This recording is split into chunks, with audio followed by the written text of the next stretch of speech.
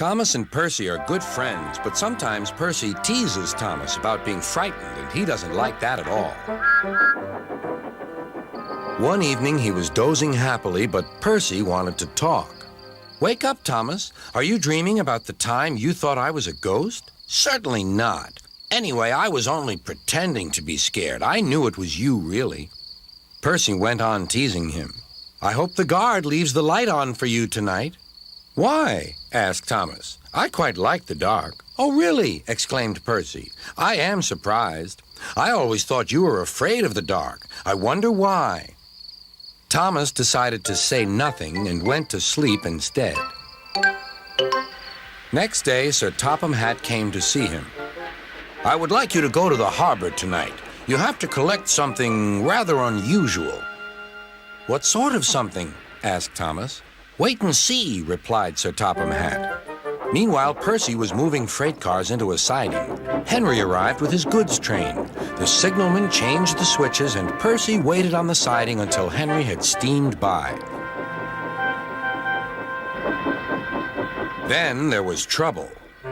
"The switches are jammed," called the signalman. "I can't switch them back for Percy. The workmen will have to mend them in the morning. It's too late now." Said Percy's driver. "I'm sorry, Percy, but you'll have to stay here for the night." "Where are you going?" asked Percy. "Home for tea," replied the fireman. Percy was speechless. He watched as the other engines went home to the shed. Nighttime came, and Percy began to feel very lonely.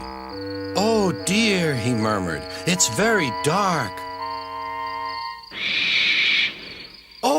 Oh, what's that?" It was only an owl, but Percy didn't realize this. "Oh, I wish Thomas were here too," he sighed. Thomas was waiting for his mysterious load at the harbor.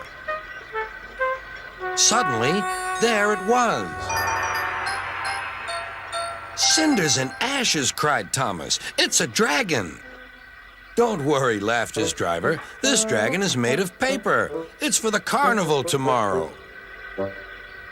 Workmen lifted the dragon onto Thomas's low loader and put lights all round it for protection. Then Thomas set off into the misty night.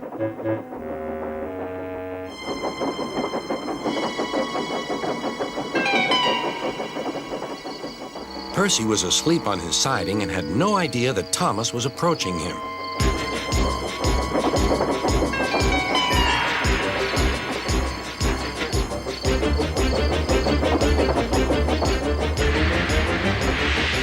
Percy woke up with a start.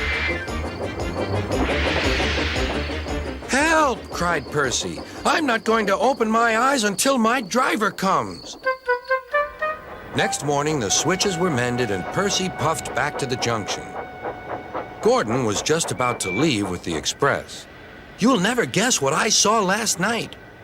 Gordon was in no mood for puzzles. "I'm a busy engine. I don't have time for your games." "I've seen a huge dragon. It was covered in lights." Gordon snorted. "You've been in the sun too long. Your dome has cracked." When the other engines heard the news, they laughed too. "Look out, Percy," chuckled James, "or the dragon may gobble you up." "No one believes me," huffed Percy. Maybe I did imagine the dragon after all. But Percy soon found out that he hadn't. "Help! Save me!" cried Percy. "It's all right," whistled Thomas, and he explained about the carnival. "By the way, how was your night out?" Percy decided to tell Thomas the truth. "Well, Percy," said Thomas, "maybe we do get scared sometimes, but if we're not afraid to tell each other, then that means we're quite brave, too."